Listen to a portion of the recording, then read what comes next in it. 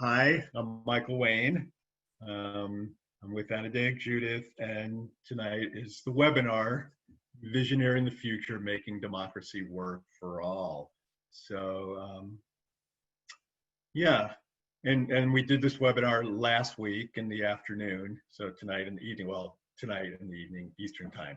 So Anodea, thanks for joining me, and let you introduce yourself and anything you'd like to say. Yeah, welcome everybody. Michael's talking to you from the East Coast. I'm talking to you from the West Coast. So we're kind of bridging the country. And between where you are, Michael, and where I am across this country, there is incredible tumult and pain and chaos and, just in disturbance. And this disturbance is part of the destroying the old system so that we can build a new system. And as you mentioned, we haven't had this kind of civil unrest since the 60s, and yet, the racism has continued. So it's come up again for us to address it and to look at how we can make democracy work and not have so many people left out of it and oppressed. So I look forward to our discussion today, given what is happening in the world.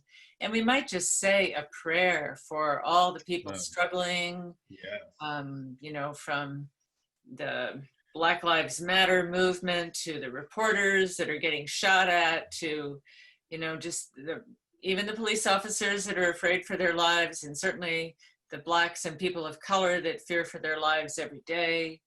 And just say some prayers for this tumultuous system to break through to new ground of empathy and understanding and lifting each other up and hearing each other out, and the privileged standing for the underprivileged and taking a knee in solidarity with them.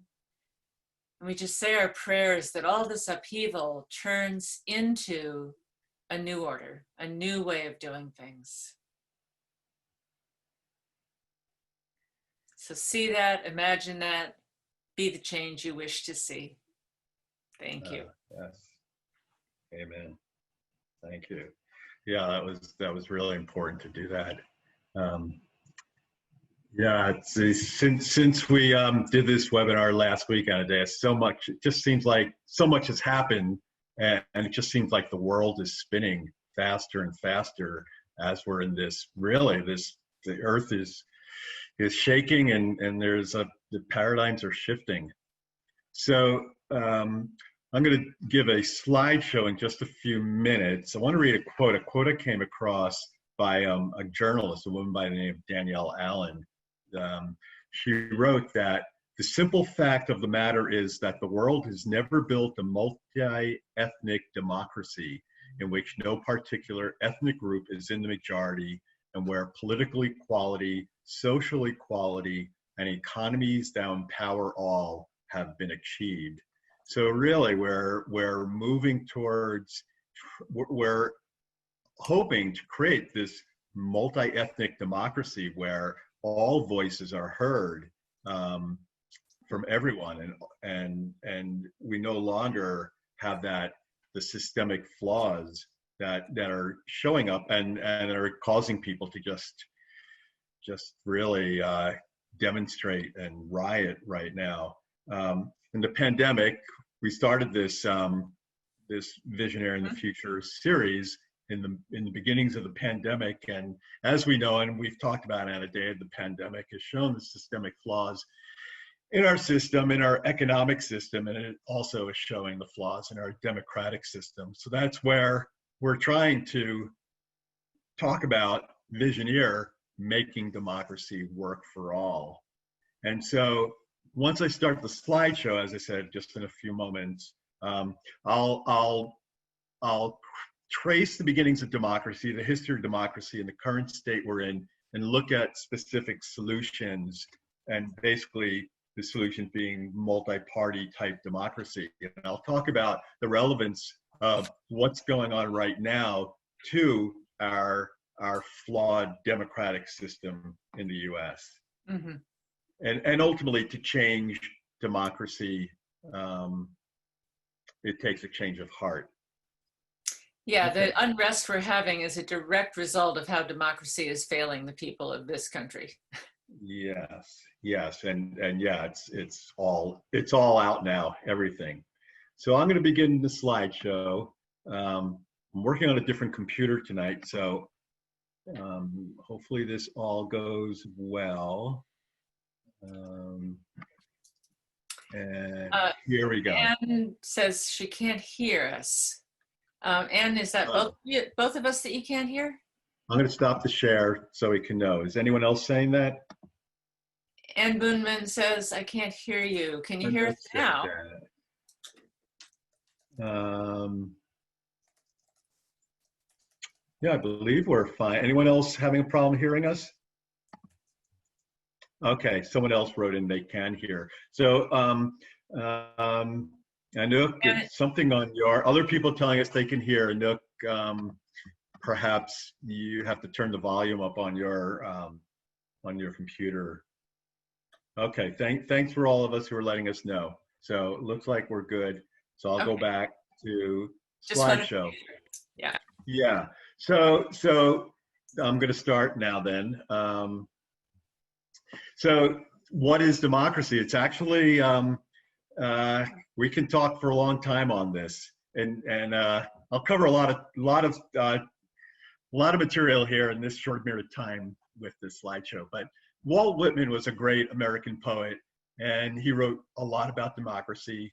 And this quote, I'll just read you the quote, you can read along with me, that he says that we have frequently printed the word democracy, yet I cannot too often repeat that is a word the real gist of which still sleeps quite unawakened.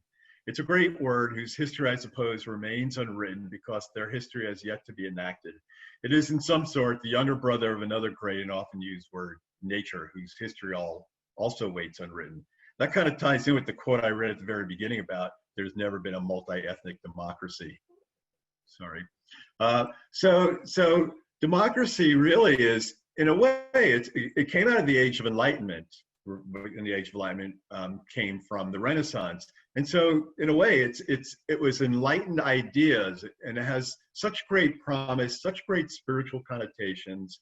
As I say, there's no universal accepted definition of democracy, but truly, it's about every person realizing to the best of their abilities their aspirations, dreams, and goals, and such things as equality, fraternity, pursuit of happiness, and liberty. All those things are part of it. And democracy itself has its origins in the ancient, from ancient Greece, the Athenian society. Plato, Aristotle were pretty much kind of the fathers, so to speak, of democracy. Plato called it a system of ruled by the governed. But actually, even before ancient Greece, democracy was evident in Mesopotamia, Phoenicia, and India. And since Greece, it's been around the world. And then in recent years, or last few hundred years, from the Age of Enlightenment, and then into the American Revolution, the French Revolution, where democracies were installed. And the US actually is the world's oldest living democracy. And interestingly enough, the American democracy, the form, comes from the native Iroquois, Native Americans, the Iroquois Confederacy, and they are actually the oldest living participatory democracy on earth. The Iroquois Confederacy, founded in 1142, and their 5 nations came together to rule by consensus. The United States Senate understood this in 1988. They paid tribute with a resolution that said the confederation of the original 13 colonies into one republic was influenced by the political system developed by the Iroquois Confederacy, as were many of the democratic principles which were incorporated into the Constitution itself. And their Constitution, in that prior slide, there was a picture of a wampum belt, and that's where their Constitution was recorded and kept alive. Interesting how where their Constitution is. And many concepts were familiar to the United States today.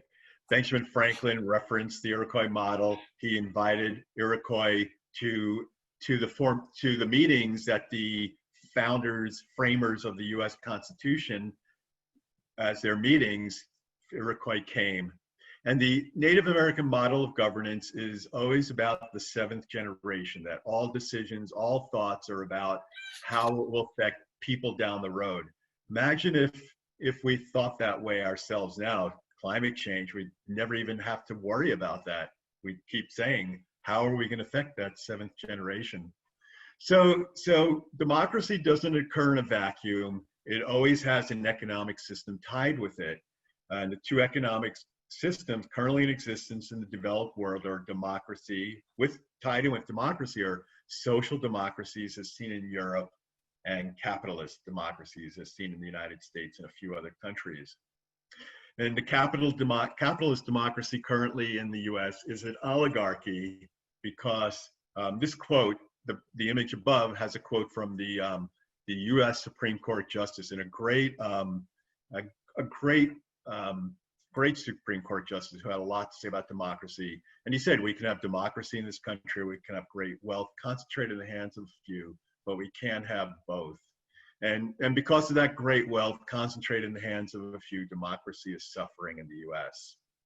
And some are calling democracy that we have now end stage or late stage capitalism.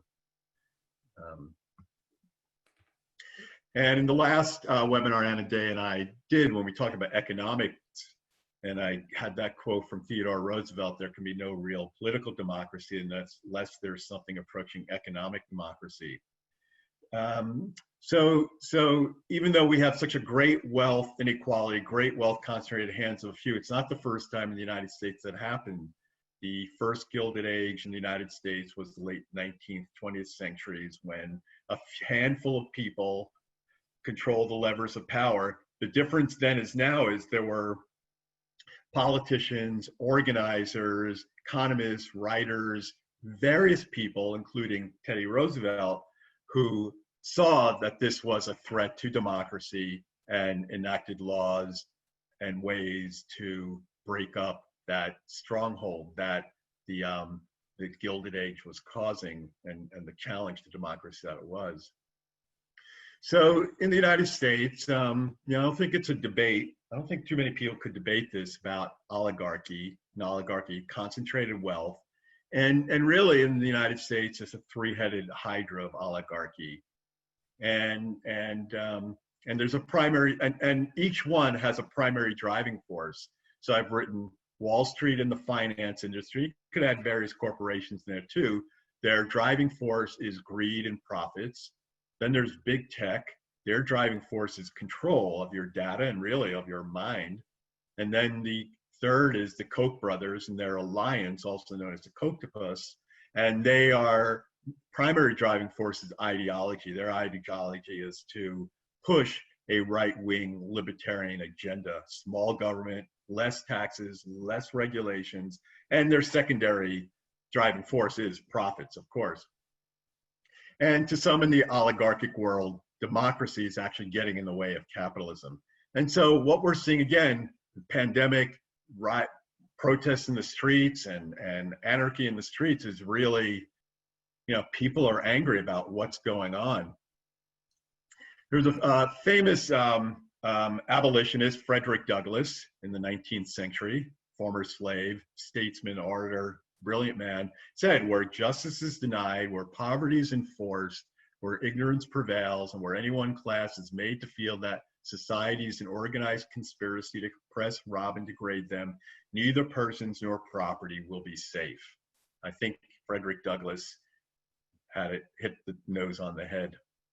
So oligarchy, the only country besides the US with a similar high level of wealth concentration is Russia, which is run by an oligarchy with a godfather, mobster godfather at the top. And wealth concentration begets more wealth because those with the most wealth influence policy, influence democracy, and allows their agenda to be the agenda of democracy. And it's an agenda that for the most part doesn't even care which political parties in power, as long as they can be influenced and enact policies that benefit them. And so it begets more wealth concentration. Unless we enact laws, just like in the first Gilded Age, 100 years ago, 120, 30 years ago, we won't be able to stop this. So what happens is people become cynical. They see what's happening. They're angry and frustrated. They feel the system is rigged. They feel they're being screwed over. They hate everything. But what happens is it makes it easy for a populist demagogue to come along, offer easy answers, and gain the confidence of the people who feel screwed by the system. This happens in the US right now, happens all over the world throughout history. That populist demagogue is none other than Donald Trump and his easy answers. He had lots of easy answers that we remember when he was running for president. The system is rigged. I alone can fix it. You know, you could look at these quotes. And I think we could also say that there's other countries that have demagogues, you know, Brazil and coming into the UK. And so he's not the only one. Yeah, and actually that's a good point, Anodea, because what was pointed out, I saw an article today that said the countries with the worst responses with the pandemic, the coronavirus, are the countries being run by these populists, right-wing populists. So it's not a coincidence. So, but Trump is not the problem. He's the symptom of this broken, failing system of democracy in the US. Now, here's some interesting facts and statistics. Anti-system populists in European countries generally have about 11% popularity among the electorate. In 2016, when Trump was running for president in the Republican Party, the primaries, he won the Republican Party nomination with about 35% of Republican Party voters. And doing back of the envelope math, what that calculates to, if 35% of the US are registered as Republicans, then Trump was the preferred candidate of about 11% of the American population, similar to Europe. Then, of course, because we have only two parties, he represented the Republicans, so he got all the votes of Republicans and some independents. And he went from being a candidate of about 11% of the population to winning the election. Of course, we have such low voter turnout in the US, only 57% of the electorate voted, and Trump won the election with about 25% of the eligible electorate voting for him. So we have this country being ruled by someone 25% of the eligible electorate voting for him, and 11% of the preferred candidate, 11% of the American populist electorate back when he was running for the nomination. And so the US, such low voter turnout, it's criminal. And it's because, as I was pointing out before, people feel jaded, cynical, burnt out about democracy. And they feel both parties are beholden to moneyed interests, and they feel their vote is always lesser of two evils. They just feel screwed. And in every presidential election since 1976, it's always been an outsider, someone who positioned themselves as an outsider, whether real or imagined, winning, except 1988 with George H.W. Bush. And in 2016, Trump was able to position himself as the outsider, and Hillary Clinton as the consummate insider. And this whole, low voter turnout, and people just feeling miffed, it really creates a mind-body split and brings out the worst in people, as we're seeing right now. And it's really a binary system, and it creates an us versus them, and pitting people against people. And it's really, and race, race riots, race wars is part of this, this tribal, and it's a binary system. And as I said, it leads to an us versus them, people thinking it's my way or the highway. And, demagogues take advantage of this to create polarization and animosity and bring out the worst in people. And it leads to people voting against their own best interests. Instead of getting rid of the oligarchy and voting for their economic interests, they vote for their tribal interests, and it leads to tribal warfare. And in this, there's two big questions in politics, and these questions determine how people vote. It's either who gets what, which pertains to fair economic distribution. At one time in the US, that's how people voted. And then the other question is, who are we, which pertains to what group do you belong to? Which side are you on? And these two sides, generally speaking, if painted in broad strokes, there's one side is very exclusive, simple binary way, and the other way is very inclusive, complex, multi-dimensional, just like I said, that quote I read at the very beginning about a multi-ethnic democracy. I mean, that's where we're going to, because in the coming decades, we're going to be a majority minority country. And so the first question always is foremost in electorate's mind is that even though will they vote for a more fair economic system, which leads to less wealth and income inequality, or will they vote against their best interests in order to keep their tribe intact, the who are we questions? And as I said, demagogues know this and will rile people up to get them to vote against their best interests. For instance, a recent news item about in Texas, how people who are losing their jobs in the pandemic also are losing their health insurance. And because Texas has did not expand Medicaid coverage with Obamacare, people just don't have anywhere to turn. They don't have health insurance. And, Texas wouldn't have this if these politicians who believe in this, go do it yourself, figure out, we're not here to take care of you. If the majority of people weren't voting them in. So again, voting against their best interest.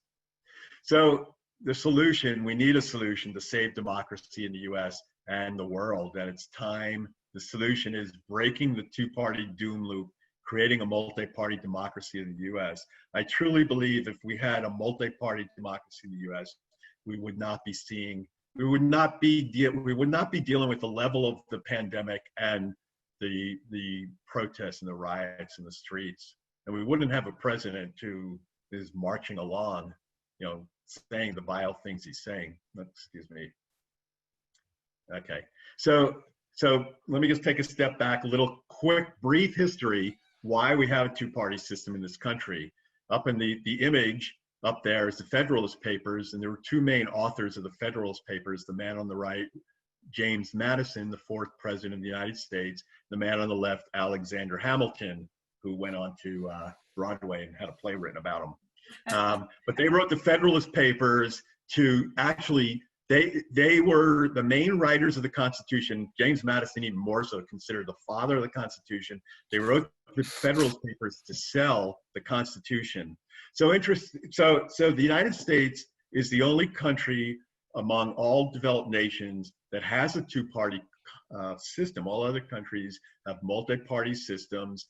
So the framers of the Constitution deliberated what kind of government to set up. Hamilton and Madison argued about what would be the best, and they finally compromised because some said no parties. There's a famous, George Washington's famous farewell address when he left the presidency. He said, oh, parties just cause partisanship, and that's the worst thing.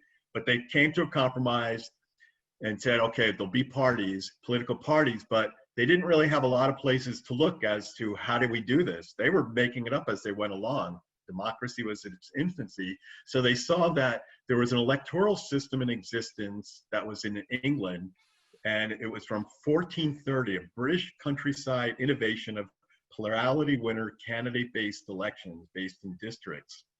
And then after that, the United States cycled through numerous parties until we came to the final iteration, the Democrats and Republicans. Abraham Lincoln was the party of the Republic that kind of helped put the Republican Party on the map, and then the rest is history. But this two-party system is really, it's a dead end. It's a toxic doom loop that if it's unchecked, it's going to cause democracy to die in the US and world, because it's letting capitalism thrive, and as capitalism thrives, this end-stage capitalism, it kills democracy.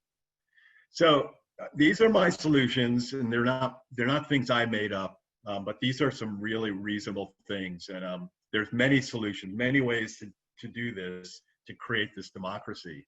So creating a multi-party democracy, the how is a few things, and I'll go over first three things I'll mention. Single winner ranked choice voting for the Senate, multi-member House districts with multi-winner ranked choice voting, and increase the size of the House. And this will actually allow us to get rid of congressional primaries. There we go. So this is what a ranked choice voting looks like, a ballot, a sample ballot. Maine has instituted ranked choice voting for state elections. The hope is that Maine does it, other states will start picking it up, and then it can start going national for national elections. So in ranked choice voting, you vote for, there can be lots of candidates running, and you rank each one. And if there's 10 candidates, you rank each one. And then the person who gets the least, after all votes are tabulated, the person with the least votes is eliminated, and all their first choice votes go, all the people they voted for first are then disseminated among all those candidates, and they keep eliminating, keep going through rounds, eliminating until there's a winner. And it could be the Green Party, it could be the Libertarian, or maybe the Democrat, Republic, any of these. It's a better possibility of other parties winning. And then in the House, a lot of people are talking about creating multi-member districts in every state. And so instead of these weird gerrymandered districts, they're not weird, they're manipulated. You'd have smaller states may just have one district that all their Congress people run in that one district. And then we do ranked choice voting. This sample ballot has 15 different people. Maybe this district has will elect 5 people. So you'll rank choice on the left, or on the right, you can just vote for that one, vote for one party. But what'll happen is this district could have 5 people from various parties win. So what'll happen is you'll have a House of Representatives with numerous parties in there, and there may not be one party that has a majority. They have a plurality, and they have to form a coalition with other parties. The third of the House solutions is increasing the size of the House of Representatives. James Madison, who I said was the father of the Constitution, he wrote the Bill of Rights also. Originally, there were 12 amendments. And the first amendment was about, and we know the 10 amendments that got passed, the Bill of Rights. The first amendment was about how the House would be apportioned, the size of the House.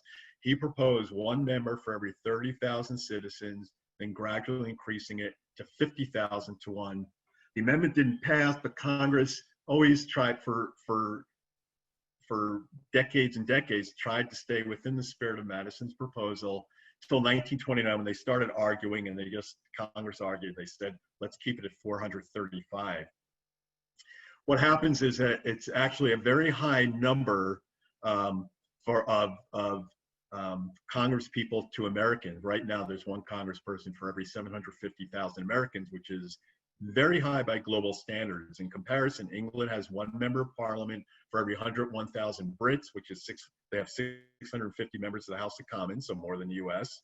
Germany has 1 member of the Bundestag for 117,000 Germans, 709 members. And Japan has the next highest to the US at 1 member of their House of Representatives for 273,000 Japanese. So a reasonable number for the US would be about size of Congress would be about 700, which would be 1 congressperson for every 470,000 people. So that would be pretty amazing. 700 Congress people, various parties. Who knows? Maybe it'd be the Green Party that would actually take over. Most of the majority of the U.S.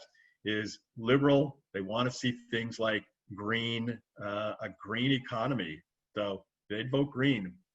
Now, other countries have also reformed their democracy over time, and recent times too. Ireland, this is an interesting story. I'll just briefly tell you this, and not aware of it. The Citizens Assembly of Ireland, Ireland created a deliberative democracy.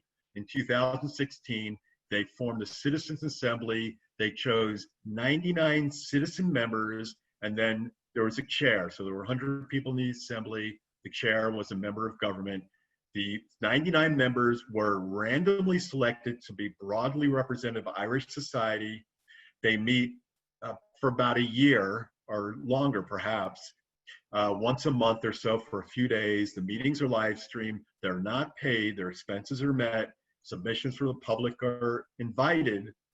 And many of the political changes that have come about in Ireland in recent years came out of the Citizen Assembly. That's where if you remember, follow the news, Ireland had national referendums on abortion and gay marriage. Both were approved by the majority of voters, which was amazing. Both were, they had to change their constitution to have both of those become law. So the benefits of multi-party democracy, it's by having proportional representation, it becomes the norm. We become in line with other developed nations. Makes it easier to reform campaign finance. You can't keep bribing one politician or one party or two parties, because there's lots of parties. Provides fair representation. More people are going to turn out. That's all the countries with multi-party democracy have great turnout. We had, as I said, 57% in 2016. They have 60, 65, 70, 75, 80%. Leads to more inclusive political system. Racial minorities are more representative, and it'll be a stronger Congress and can rein in the power of the runaway presidency. So we break up the duopoly and break up the oligarchy. There'll be more voter participation. You won't be thinking, oh, I got to vote for the lesser of two evils. I got to hold my nose, get away from this two-party toxic doom loop. And to have a majority in a multi-party democracy, parties will have to have coalitions. And further ways to rein in the oligarchy. I mentioned the three-headed oligarchy.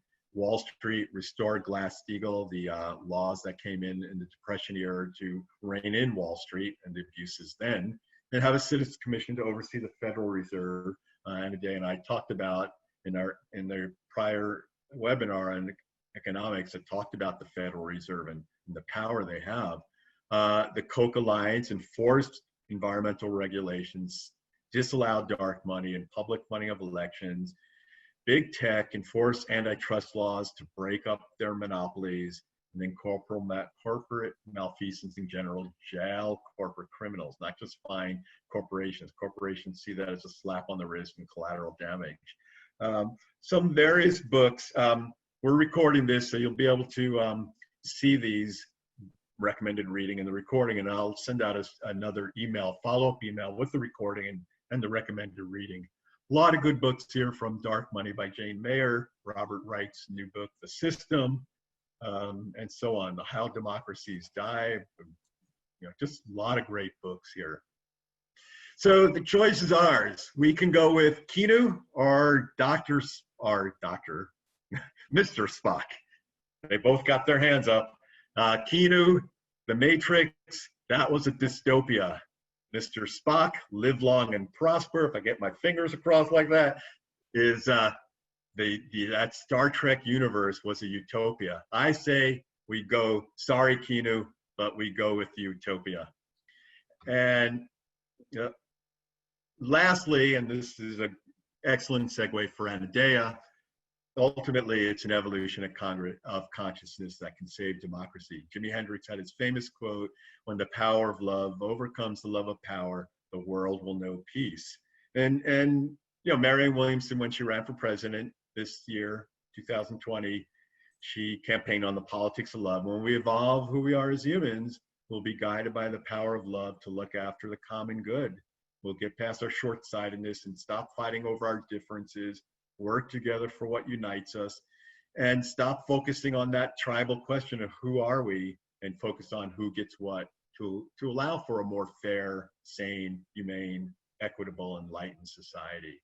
So, and that is what I got to say in a nutshell, in a quick nutshell. So here we go. We're back in the screen, Anodea. Well, thank you. Thank you, Michael, for that tour of the history of democracy and coming through. The two-party system, we can mention that Washington and John Adams, our second president, both warned us against the two-party system. John Adams said, "There is nothing which I dread so much as a division of the republic into two great parties, each arranged under their leader and concerting measures in opposition to each other.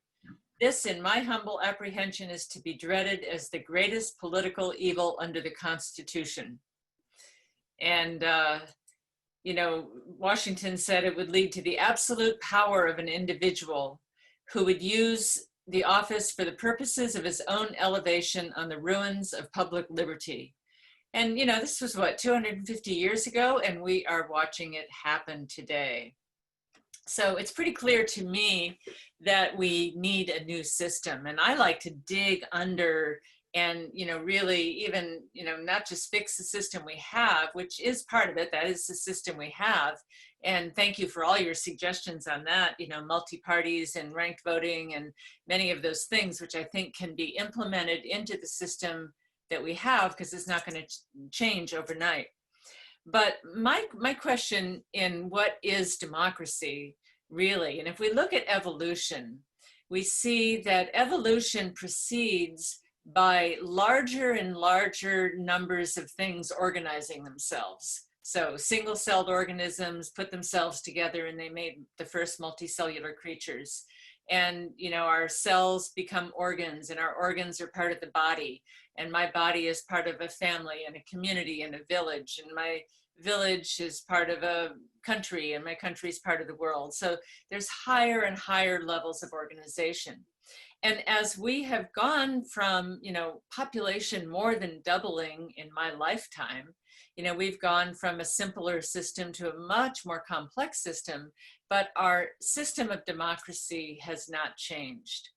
And one of the big changes I see, and this is what I call moving from an organizing principle based on the love of power to one based on the power of love.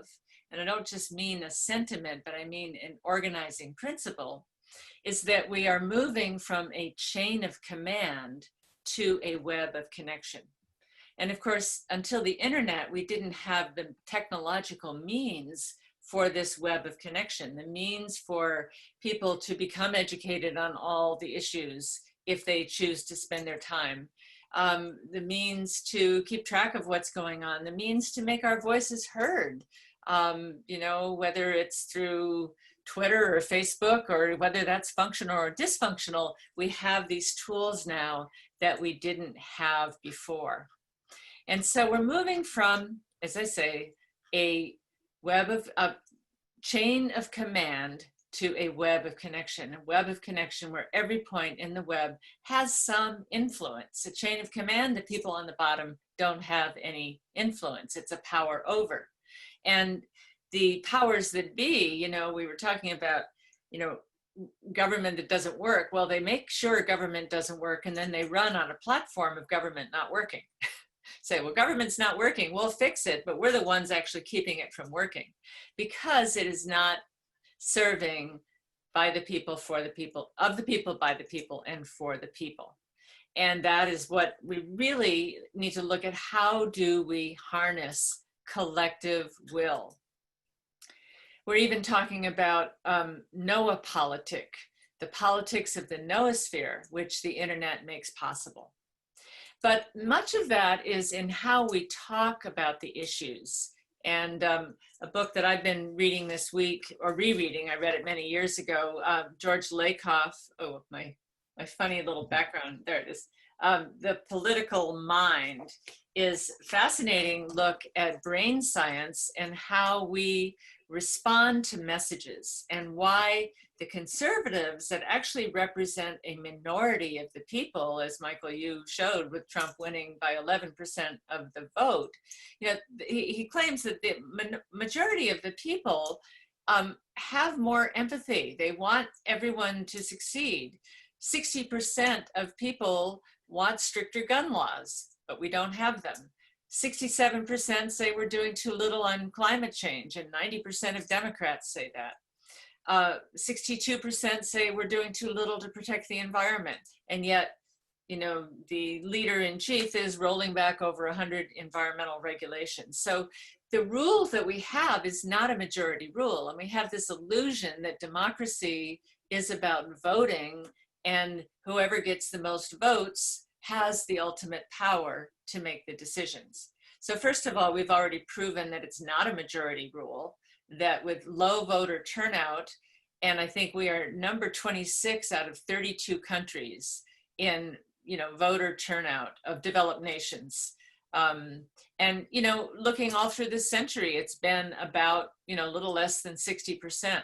So this is pretty normal. And of course, there's a lot of disenfranchisement of voters as well. And you talked about people being angry and disgusted and saying my vote doesn't count, but then there's also making it harder to vote in poor districts and, you know, long lines in fewer polling places.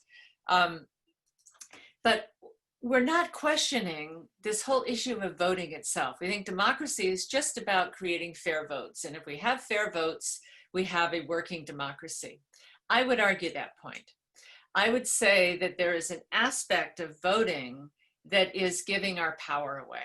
Now, I'm not saying don't vote. I am a big one to say everybody get to the polls. It's one small thing you can do once or twice a year is make your vote heard. I'm not against voting, but I think many people do what I call an armchair democracy, where they think that going to the polls once or twice a year and maybe reading through the voter pamphlet is all the participation that is required. And when we vote, we're actually giving our power over to someone else and say, you do it for me. I think that we need a democracy that is more participative, that is inviting people to participate, to roll up their sleeves, to get involved in their community, to get involved in their political organizations, to get involved in systems that evolve. How do we harness collective will? How do we get, you know, people to, how do we get, you know, as you say, distribute the goods? How do we get things out to people? And I do think the who are we question is important. And, you know, what you're talking about, Michael, is it leads to an ideology of politics, identity politics, where, you know, someone can identify as a Republican and Republicans don't believe in climate change. So therefore, even if the science proves something and you identify as Republican, you can't endorse climate change. So that identity is part of what is working against us. But when we go to a larger identity as a planetary civilization, as citizens in something larger, as citizens in a country, in a world, that we have a more common identity and we can identify what are the issues, the moral issues that we need to be talking about. And so George Lakoff has talked about how the conservatives have seized the conversation by the way they frame the moral conversation. And they frame it in terms of the family, the strict father model, that, you know, that morality is obedience and unquestioning authority, unquestioning obedience to authority, and towing the line and not, you know, and doing your duty. And this is not working. And this enables a dictator. This enables an authoritarian to come and say your moral duty is to obey and to use force, and it's hyper-masculine, and we know all these things. But we need to reframe the conversation, and that when progressives often argue with these issues, they argue within the same frame. And I'll give you an example. I was listening to the radio about all the unrest that's happening, and there was this woman saying, you know, she's really tired of the news reporting on good looters versus bad looters, you know, who's doing what. And it's not about that, it's about the issues. And we need to look not just, well, these are not such bad looters as you say, or these are not, you know, creating violence. It's not even about that. It's about the issues that is creating the unrest in the first place. The issues of oppressive racism, the issues of a democratic system that is not for the people, of the people, by the people, and for the people. And so this uprising is actually people starting to get involved in a democracy and saying, we will not participate in this power over paradigm anymore. We are going to peacefully, you know, protest. We're going to take a knee in solidarity. We are going to equalize. We are going to join hands. We are going to cooperate.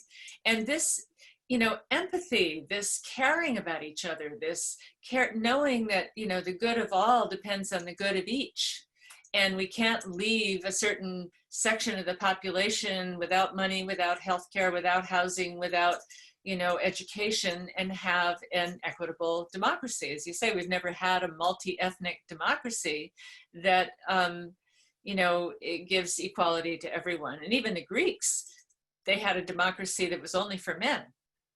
Women have only been part of democracy for 100 years that we've had the right to vote.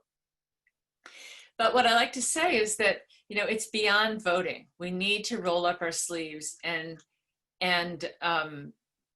get more involved. There's a couple organizations that I will point you to in a moment, but one of them is the Kettering organization. And I'm just going to show a slide here, if I can get this to work, about a way to kind of reorganize around this. And Michael, let me know if this is showing up. Yep, there it is. Yeah, great. Okay, so they have this 6-part sort of hexagram of participatory democracy. And the whole point of the Kettering Foundation is, what does it take to make democracy work? And you could take these in any order, but let's start with the upper right. Name the issues. What are the real issues that are going on? And not to get into the rhetoric and the framing of, the issues is welfare queens driving Cadillacs. That's what Reagan said back when he was trying to undermine, the social welfare to the underprivileged. We have to name them in their own terms and in terms of what the values are. What do we value? And, underneath it, conservatives and progressives often value the same things. They just have a different frame in which they see it. So next is the frame the issues. How do we frame them in terms of an absolute, not an absolute, but in terms of a morality of what do we do to each other? How do we treat the planet? This is a moral issue. A moral issue is not about who marries who or what gender has the right to get married or who has sex with who. A moral issue is about how do we treat people? How do we treat the planet? How do we treat our children? How do we treat animals? How do we treat, our institutions? And we need to frame this in a moral framework that puts the conversation where it needs to be and, just change the framing. Make decisions deliberatively, which means, really, we sort of have this a bit in the voting pamphlets, this is the pro and this is the con and this is what it'll cost. And, the trade-offs, but the trade-offs need to be not just economic. And often in the voting pamphlets, this will say, this measure would cost this many $1 million to taxpayers if it was enacted. That should not be the basis upon which we make our decisions. We should make our decisions according on what is right and what is the long-term benefit, like the Iroquois said, to the 7th generation. But making decisions deliberatively. And there's people bringing in deliberative councils. Someone named Jim Ruff is doing these councils where he picks people randomly from all walks of life. You could have a CEO executive, you could have a bus driver, you could have a mother, stay-at-home mother, you could have a teacher, you could have, a scholar, all different walks of life, all different economic status, puts them in a room together for 3 days and talks about issues. And they listen to each other and they have dialogue process and they record the whole thing and they come out with solutions. They come out with ideas. This is the deliberative council that is making people aware of other people's reality. Because part of the problem is the rich have no idea what the reality is like of growing up in the ghetto. They have, even men have little idea what the reality is like for women. It's like we need to listen to each other's reality and have deliberative councils around that. We need to identify resources, what's available, even resources like commitment and enthusiasm and excitement and creativity and things like that can be resources that we can tap into that are necessary. And that focuses us on the positive. What are the resources that we have? It's so easy to point to what's wrong in this system. That's child's play these days because there's so much that's wrong. And really what we have to do is point to what's working. Barbara Marx Hubbard years ago when she was running for vice president, she wanted to have a peace room that would be studying what's working. Somebody instituted something in the schools that works for bullying, bring that to Congress and study it. If somebody in some country implements something that's a peace process, study it. If there is an economic thing that works for a community, study it. And begin to focus on the positive of what we can do. Because actually there are a lot of positive solutions, a lot of creativity, a lot of new innovations going on in all sorts of things, environmentally, politically, socially, you know, institutionally. There's a lot of things, and we need to be focusing on that so we don't get so discouraged. So then from that, we organize actions, and actions in a complementary fashion, actions that can support each other. One person can do outreach, one person can do, you know, trying to talk to their representatives, another can do helping new people come into politics, whether it's their, you know, city council, or they're becoming a local mayor, or their state legislature. And how do we coordinate these different actions? You know, right now what we have is enormous amounts of non-governmental organizations, and this is part of the collective starting to take power into their own hands, because the powers of government are not taking care of the things that we hold dear, like the environment, like social justice, like peace, like democracy, like the study of consciousness, things like that. So there's, you know, the largest movement in the history of humanity, and the largest movement in the world today is of individuals voluntarily joining and supporting non-governmental organizations that are addressing the peace, that are, you know, addressing social justice issues, that are addressing racism, that are addressing environmental degradation. But one of the things that I see, and I get, you know, the mail every time, and I've got about, you know, 6 of these asking for money, is that we have all these different organizations and they're not working in a complementary fashion. They're not working together. If we put all the environmental organizations together, that should be our EPA. So how do we get these actions to coordinate? And then this, you start with this or you end with this, and you keep it going the whole time. Collective learning. How do we keep people informed? And in this day of fake news and conspiracy theories and all the stuff going around, it's a real challenge to keep people informed about what the issues are. You know, I live in an area where, you know, they gave, I think, a 3-week hearing on whether they put 5G in, and nobody even knew about it. So people aren't even informed, and it's happening, you know. So how do we keep people informed, educated? And that is part of participating in democracy. You have to educate yourself. You have to do your research. You have to read up and become an informed participant. That's part of the growing up that I see in this rite of passage from the love of power to the power of love as an organizing principle, that as children we were organized by power over, and as we have more tools and we can read and write, and we have the internet, and we have tools of travel and organization and phones and communication, we are growing up, but we need to do that from an educated and well-informed place. That's part of our right, but it's our responsibility.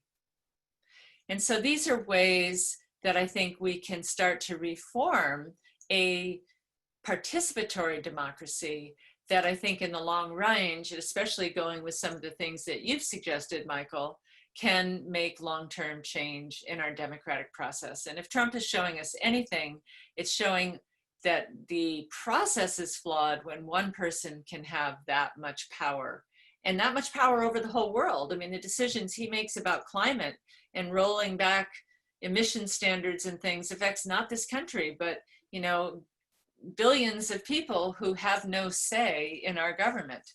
So we need a different system, and we need to get education and information out to the people. So I'll just put up a few you know, websites you can go to. I really like the Kettering.org. They're the ones asking, what does it take to make democracy work? And they created that diagram of the hexagram that I just showed. The NIFI.org is a national issues forum where people can post about issues, talk about issues, learn about issues, and become informed and take on the issues that mean something to them. Progressive Caucus Action Fund is, to get people actually going out and caucusing and taking action. Indivisible is, getting people aware, and Common Cause for our voting rights, Action Network. And I know there's many, many more. I just wanted to put up a few and not overwhelm you. Yeah. So with that, that was I'm just reading some of the, I'll just finish my remarks and we can take some questions and comments that have been coming in. So with that, I think I will close, but I would just say the failure of our leaders and the failure of our system is part of the great growing up, part of the maturation that makes us not be kids anymore thinking some authority figure is going to do it all for us, but saying we have to organize and take things into our own hands, but from a mature place of deliberation and being informed and being activated. Yeah, and we're truly being called to evolve ourselves and society and culture. And just again, going back to that quote I read at the very beginning about the world never having had a multi-ethnic democracy, America's always been the land of welcoming people from all over. So now we have such diversity, and we can't go back. We can't stick the genie in the bottle. We have to learn and evolve to tolerate all the different people that comprise our country and world. Yeah, and from Trudy, there's a comment about Steve McIntosh's new book, Developmental Politics, How America Can Grow into a Better Version of Itself.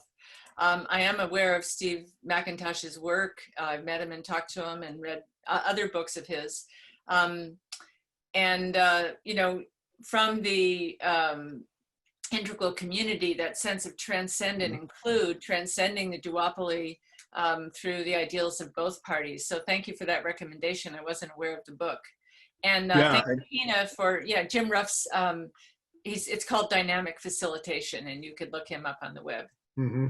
Yeah, and I'll add to Trudy, because I've actually read Steve's book. I know Steve, I interviewed him, and he talks about, Steve's always talked about the evolution of culture, evolution of consciousness are paired together. There's a synergy between the two. So Steve talks about that both to create this developmental politics, how America can grow to a better version of itself, will require that evolution of culture, evolution of individuals into the virtues, people finding what is good. Steve talks about the good, true, and beautiful, which comes from the Neoplatonists, and that we all, wherever we are on the spectrum of consciousness, we all go towards really our highest good, and we learn to respect and tolerate each other. And this is the great challenge and the calling, how we can heal the divide,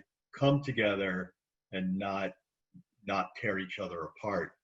And there's so many ways. I looked, my slideshow, I kind of looked at it from the outside in, of how do we build a better structure that can change the narrative. And you were talking about how do we change ourselves and to change that structure, or I should say both of us talk about both from different perspectives. So so thank you, Trudy, for bringing up Steve's book. It's an excellent read.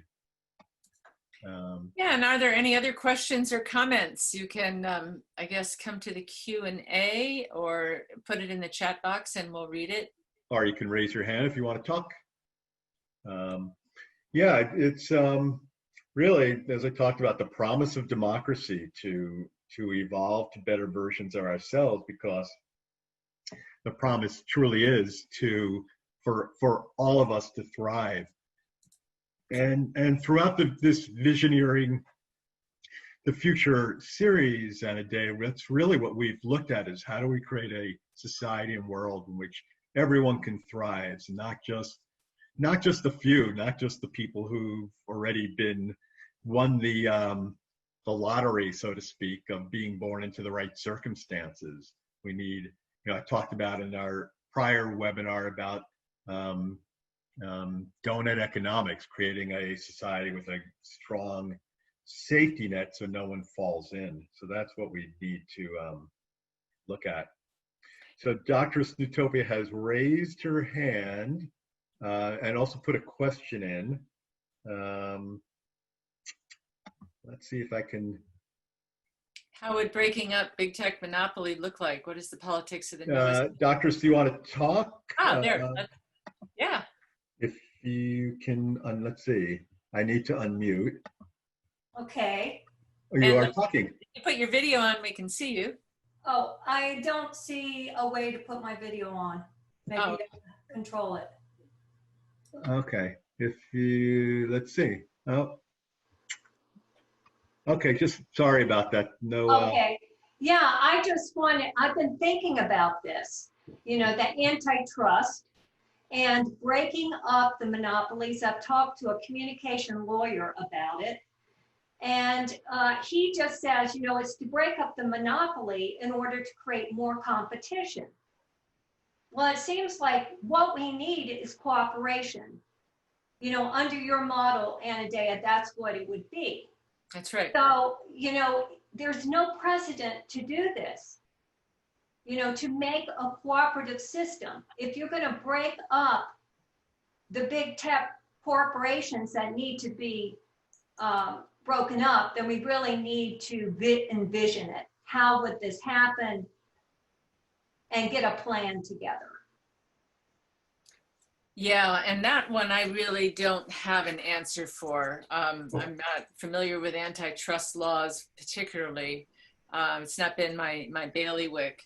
But, you know, it is, in a way, you know, like the big tech companies, Facebook, for example, is the beginning of a global group mind.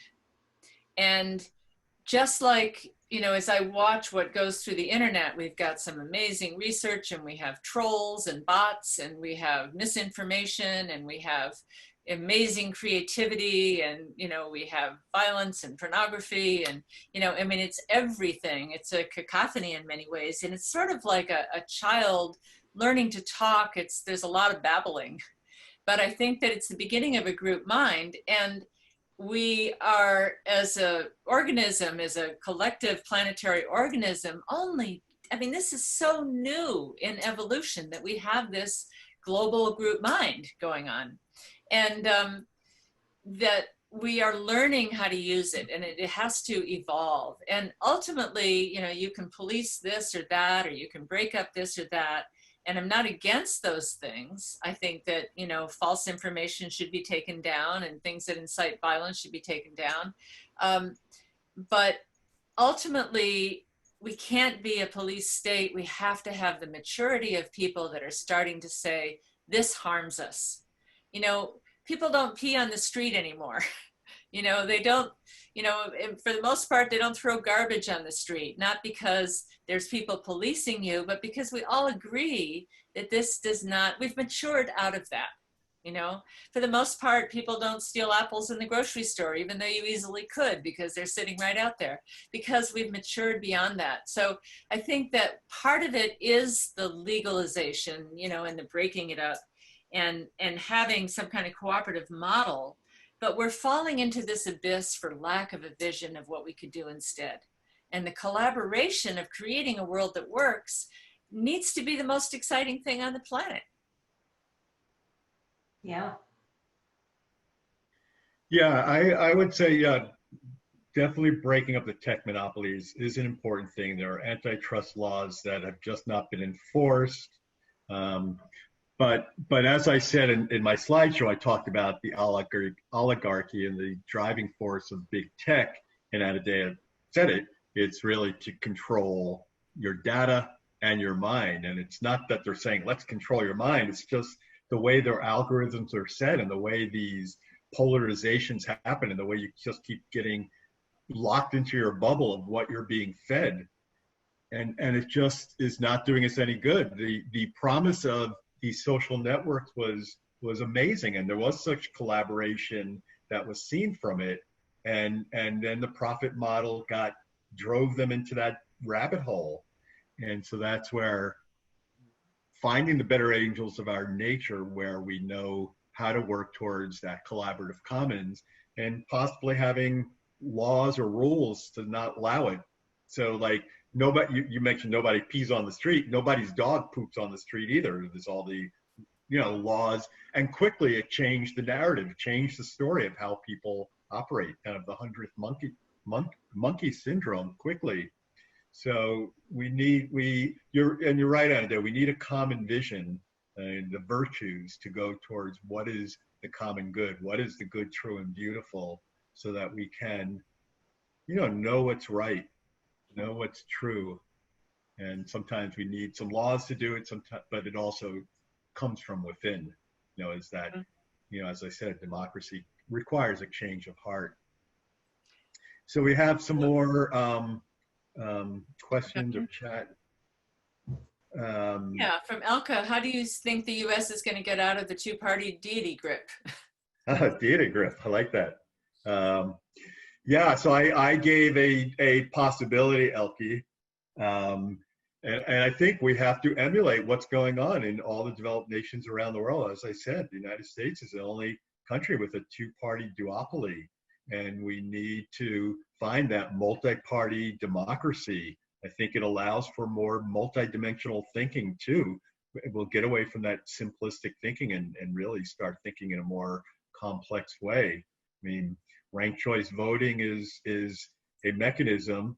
Most politicians will say, national politicians, congressmen, senators, say they also don't like the gridlock, don't like all the money they have to raise all the time. They would like to see a change, but nobody wants to break free to change what's not working, the status quo, no matter how toxic. Well, we have to stop thinking in those terms so much, and the news media especially. I mean, you don't read a news article about anything any politician says without the little parenthesis of capital R or capital D. You know, so-and-so who's a Republican from Kansas said this and that, and so-and-so who's a Democrat from Connecticut said this. And so it's constantly being reinforced in our brain.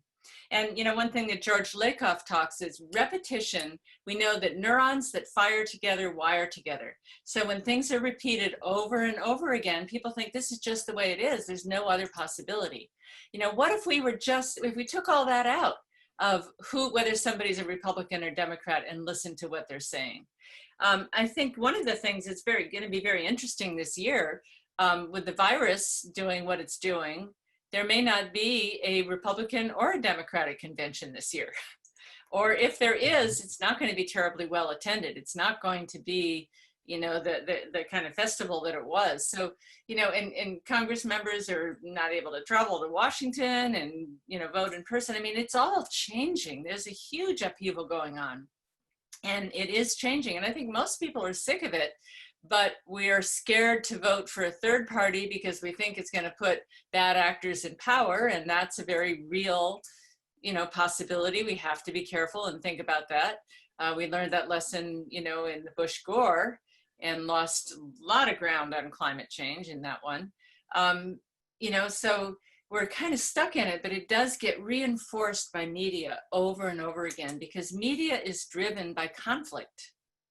Just like a good movie, you know, the protagonist wants to get somewhere and there's a conflict, there's something in their way, and then you're with it the whole time. There's this suspense. Is it going to happen? There's this conflict.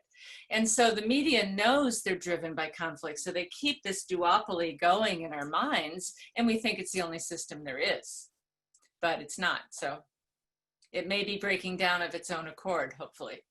Yeah, as I said at the very beginning, the earth is like spinning rapidly, and I think the paradigms are really shifting rapidly. So we have another question in the chat box, Deborah, and it's actually a similar question to what we had last week when we did this webinar earlier in the day. Deborah's asking about the education, given our current educational system, how to get people to educate themselves to bring about change.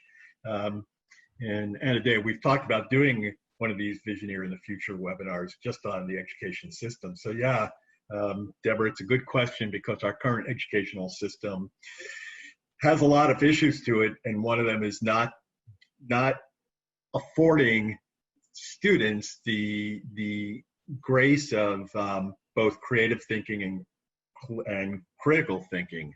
And so, you know, people not feeling empowered and just and losing interest in learning. The love of learning just dies, and school feels like a prison, and so the mind just doesn't expand. So I think that's a big part of paradigm shifting, is changing the educational system to something in a more progressive way, positive way. And the education really needs to be about education. Academia is not, you know, it's about the scholarship and, you know, heady stuff, and it's not necessarily relevant, so people don't want to engage in it. And, you know, we need to make it more relevant. We need to make it more active. We need to make it not just head, but head and body connected. We need to make it more participatory. We need to start young with getting people, you know, to know about how their country's politics works and how the economics works, and, you know, having debates and have them, you know, challenge ideas and talk with each other, and have it much more dynamic. We have a very passive education system where, you know, students just sit there and then they get downloaded with information and they have to regurgitate it out, but they're not really involved in it. It's not a creative process. So, you know, transforming education is another thing we thought of doing a webinar on. So yeah, the Socratic method, Deborah, that's the answer. People learning to question. So we have a couple of questions also. Trudy, thank you, Trudy, just saying that webinar is very timely and valuable at the time of disruption and challenge to the country. We didn't plan this, Trudy. We just, I guess we happened to be at the right place at the right time. So, yeah. but yeah, I'm glad we are doing these, and thank you for your continued interest and participation. Wayne Hogan wrote, you watched Close Encounters of the Fifth Kind last night. Oh, I didn't even know there was a fifth kind. So I'll have to look into that one. I'm not sure. I knew there was Close Encounters of the Third Kind. So, and then you have another question, Wayne, or comment, just you're witnessing the participation you suggest all over the countries in these major cities marching miles along Manhattan right now, be part of creating this multicultural democracy. How can that energy be marshaled in this direction?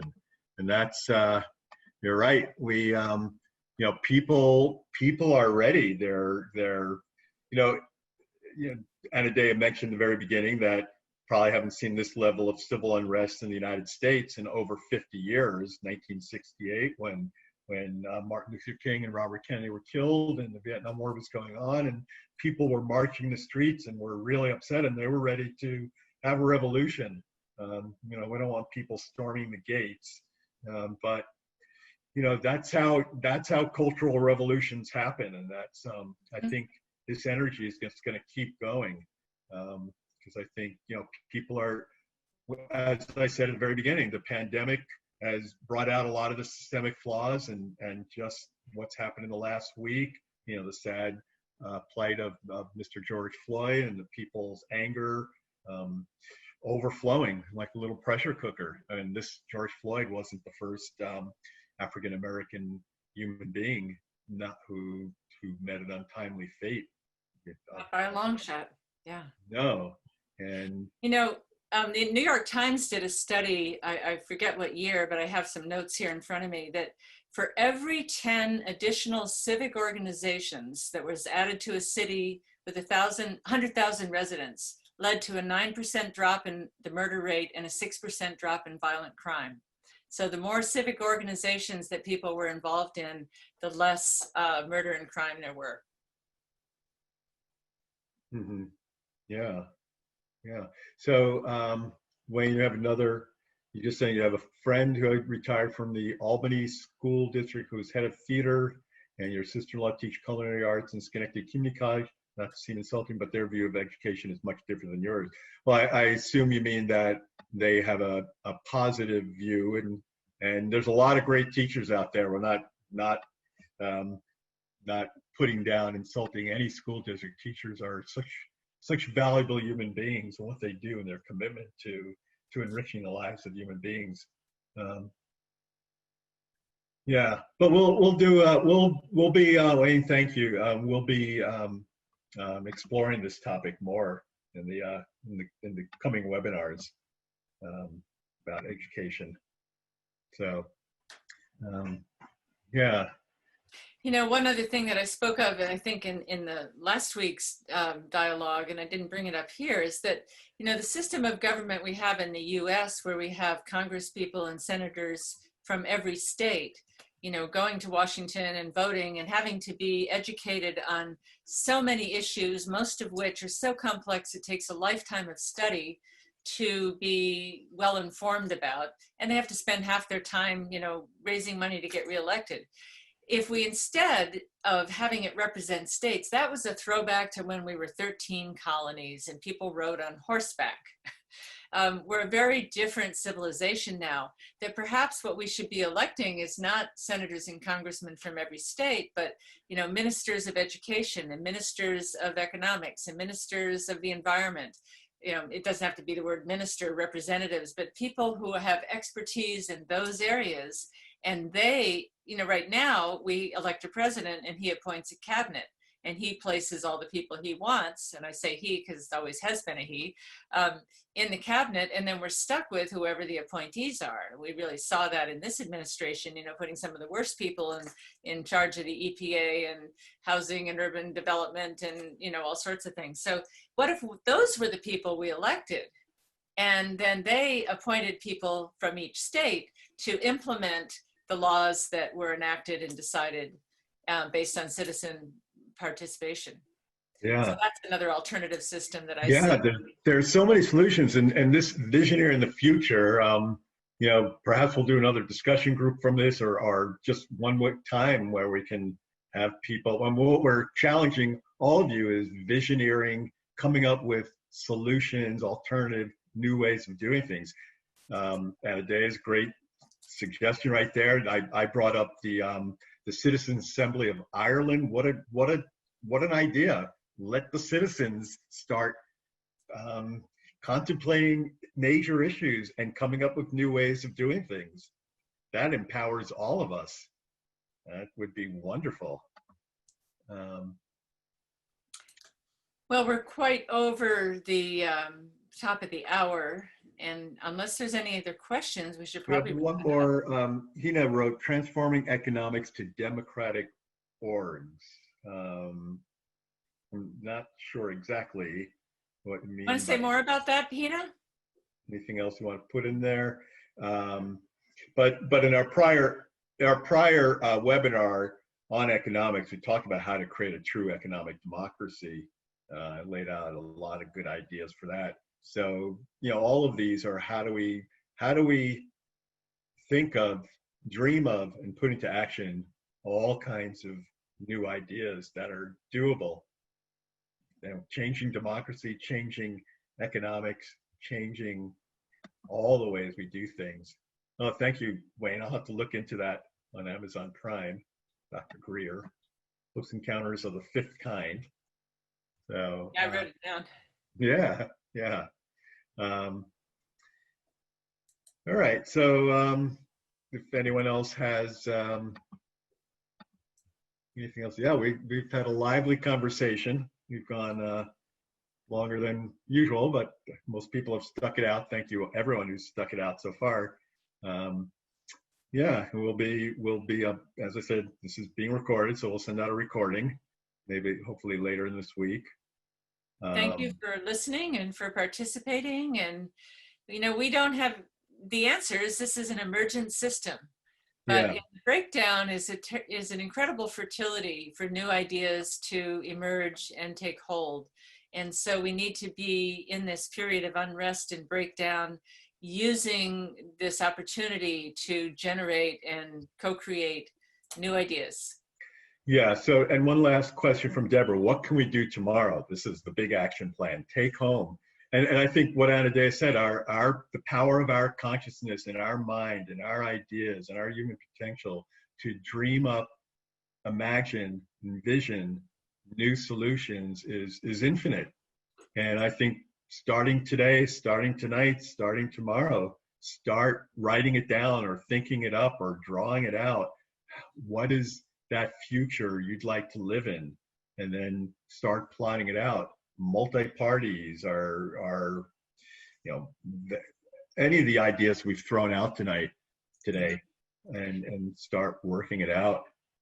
And I think one thing, you know, what can we do tomorrow is wherever you live, find out what local civic organizations already exist that you can maybe join or be part of, or find out more about, or write letters to the editor to influence, or write letters to your mayor or your state representative, you know, on a local level where you have a little more influence than on the national level, until we do. You know, find out what exists and what you can get involved in and help it evolve and change. Yeah, stay informed, because knowledge is power. And write blogs and do webinars.